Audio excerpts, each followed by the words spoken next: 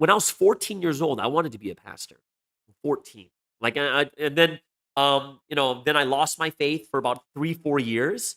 And then I came back to faith, and kind of that dream came back. Is like, hey, I want to be a pastor. I wanted to be a pastor so badly. I wanted that ordainment. Like, the church recognizes me, like, you are a pastor, right? Kind of like Lord of the Rings. You shall not pass. No, I'm just kidding, right? So I wanted to be a pastor.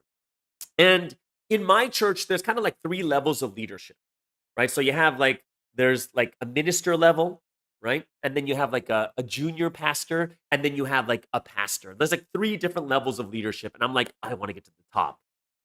And, for me, I was an athlete all my life. So I'm kind of competitive. Like, I got to get to the top faster than anyone else, kind of thing, right? So what I did was, I was like, I want to be a pastor. So I'm going to start volunteering, and I'm going to do, like, I'm going to help out the church as much as I can. I'm going to lead Bible studies. I'm going to talk to leadership, help leadership as much as I can. I'm going to do this and that, right? So for me, I was constantly helping out in church. And about 3.5, 4 years in, leadership came in and they said, "Hey, let's get into um, let's give titles, or let's ordain people for the first level of leadership." Right. So the first level of leadership we got was the first level of leadership was to become a minister. And I worked really hard. Like, I felt, my feeling was, I worked harder than anyone else. And the leadership comes to me and says, "Hey, guess what? You are a lecturer." And I'm like, wait, wait, wait, wait. Lecturer doesn't sound like minister. And I was like so disappointed. I was like, how can you just call me? I'm a minister? Like, I've been working hard to become not a lecturer. I wanted to be a minister. And I was so disappointed. And I was like, oh, I'll show you. I'm going to work even harder. But the thing that made it even worse is, like, they made me a lecturer. I was disappointed. And then they look around and they made 5 other people ministers whom I thought, remember, this is my own personal thinking. I thought that I worked harder than them. So I was like, oh, I'm gonna show you. And then a year later, what happens is I keep working hard, and then they made me a minister. But here's the crazy part. So when I became a minister, all of a sudden, 3 other people are like, "Oh, you ministers, you're all junior pastors." And I was like, "Ugh." So I was like, you know what? I'm going to work even harder, and I'm going to become a junior pastor. So I just started working hard. And then I became a junior pastor, right? So here I am as a junior pastor. And I'm going to be honest with you. I was pretty, what's the right word? I was kind of envious, right? I was envious of all the people who were pastors. And by this time, I was a missionary, and I was a missionary in Europe at that time. And I was meeting my friends in Germany, and they were all pastors. And I'm like, what? They're all pastors? I was like really shocked by it. I was like, so I'm at the subway station with one of the pastors, and I look at this pastor in like just, oh, they're a pastor. That's what I want to be. And I looked at them and I said, you know what? You're so lucky. And they're like, why would you say that? I'm like, because you're a pastor.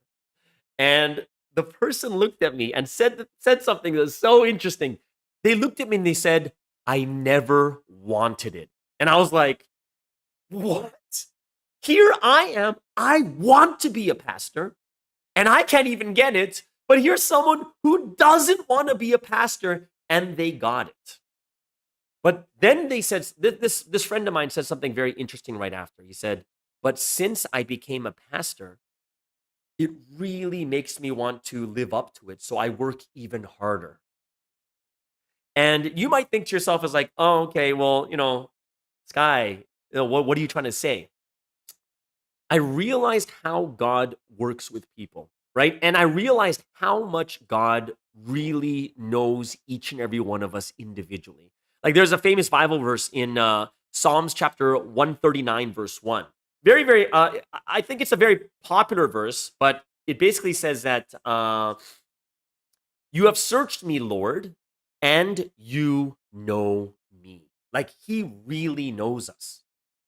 And the reason why this verse was so big, because I was like, whoa, that's amazing. Like I really felt God knew me as an individual.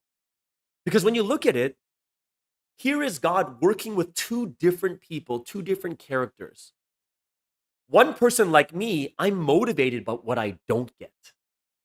I don't get it. Everyone else gets it like, and I start running towards it. That's my motivation. God knows me. But I also know that there's some people out there, they're not motivated in the same way I am, right? Which means that they need to be given it first and then they work harder. And I was like, wow, God, you truly know each and every one of us. And I was so inspired at that point. At that time, I was like, you know what? I don't need to be ordained. I just don't. And I'm going to tell you this, guys. Even after, like, I was a junior pastor since like 2006. I think it was 2006 I became a junior pastor. Guess when I became a pastor? 2014, which means what? It means that it took another 7, 8 years. Why? At that point, it didn't matter to me. I was just thankful that God knew me. And it reminds me of like, the verse, very, very famous verse, Philippians chapter 3, verse 14, right? It says, I press on toward the goal to win the prize for which God has called me heavenward in Christ Jesus, right? And when I look at this verse, I look at it in a different way, especially going through this experience. I realize that sometimes we lose sight of the goal, right? I have made being ordained as a pastor as my goal. But if you think about it, it's too small. It's just one of those minor achievements on the way to do what? What is the goal? What is the real goal? The real goal is to fulfill the will of God. It's the real goal. And if you think about this, what would you rather have, right? If being a pastor is my goal, then do you think I'd be happy if I became an ordained pastor, but I couldn't fulfill the will of God? Doesn't make any sense. It's so small compared to God's will. What is greater than getting that ordainment is fulfilling God's will. And even if I don't become ordained as a pastor, as long as I fulfill God's will, that is the most important part. And I think that's something that really reminded me. I think one of the things that really that takes our eyes off the goal is when you see other people being blessed. It's true, right? Come on, guys. It's kind of true. It's kind of true that when you see other people getting blessed all the time, you're like, whoa, whoa, oh, you got this. Oh, you got new job. Oh, you got this. Oh, and we start looking at all these blessings around us. And we start to think to ourselves, where's mine? Where these blessings are just these small achievements and milestones along the way.